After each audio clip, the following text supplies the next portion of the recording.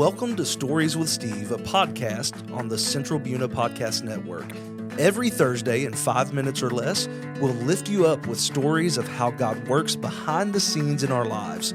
Romans 8:28 tells us that God works all things together for the good of those who are called according to his purpose. Now with an encouraging story, here's Steve.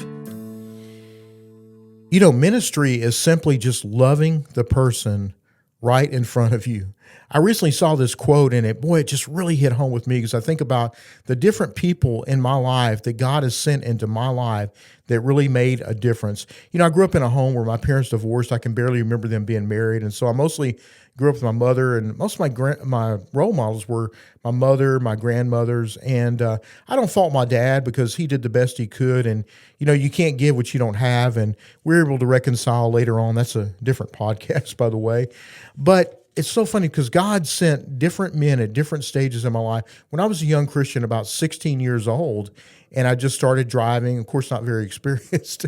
One night I was driving down the road, and I actually it turned too quick, and I fell. My car went into a big ditch, and I was just like, wow, how did that happen? And I was in shock. I can't believe it. And somehow I was able to climb out of the car, and a couple came by and just kind of helped me out, and they were very, very nice to me, and just I thanked them, and they said, well, hey, just help somebody else. But interesting, when I came back and I was able to get the car towed out, there was a note on the car that said, please call me. And the gentleman's name was Jack Ripley, believe it or not. And so I began to talk to him, found out he was a believer. He was a businessman, and he began to befriend me and just tell me about his relationship with the Lord. And I could tell this man had a real relationship with God. And he prayed like nobody I'd ever heard before. And just when you were in his presence, you felt this lack of anxiety. He was kind of a tall man, kind of unassuming. I remember he had a birthmark on his face, but this man just really made a difference in my life as a 16-year-old young man. And also when I was in high school, actually a senior, had a gentleman named Ray Helm that was my Sunday school teacher. And Ray was not very tall in stature, but he was, of course, tall in faith. And Ray loved to reach out to young men. He felt like that was his ministry. He would reach out sometimes to troubled young men. He'd travel across the country. Again, he was just a layman. He worked for Conoco in Houston, and he had 5 kids of his own. And I remember one night I told him, I said, you know what? You treat me like I'm your own son. And I remember never forget what he told me. He said, you are my son. And I tell you what, I just get a lump in my throat thinking about that. So to this day, I'm so grateful for him. He's with the Lord now, but every day I carry him in my heart. The third gentleman is a guy named Mike Myers. Oh, not the comedian and not the actor and not the character from the Halloween movies, okay? This is the Mike Myers, okay? I tell you what, probably the most positive man I've ever met in my life.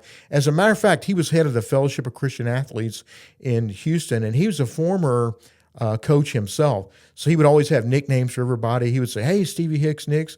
But you know, the best thing about Mike that I remember, I've never heard him say anything bad about anybody. And that's just such an encouragement to me. As a matter of fact, one time I said something, I think kind of disparaging, saying, hey, look at that guy. He looks like a bum or something. And he said something that I'll never forget that forever changed my view of people. He said, always remember that person was once a child in their mother's arms.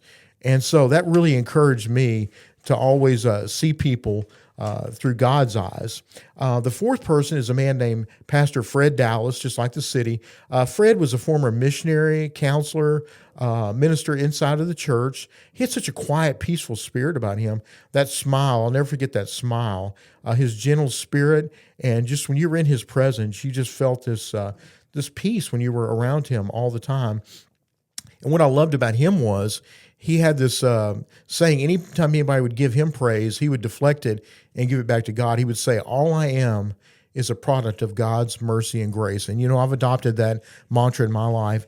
He also has gone to be with the Lord. And, you know, there's days that when I'm having a down day, I just feel Pastor Fred, like he's cheering me on, saying, hey, keep going, keep moving. So, and the last gentleman is a gentleman named Andy Brink, who I've known more recently about the last 4 years. We met through a Bible study in the Woodlands, Magnolia area.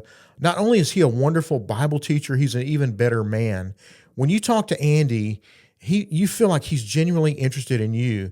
We live in a world where people are kind of out for themselves, but he really cares about you and people. And Andy does ministry. He's, like I said, he's a minister, but he does kind of outside ministry, outside Bible studies. He's been taking mission trips to Uganda. He regularly does prison ministry.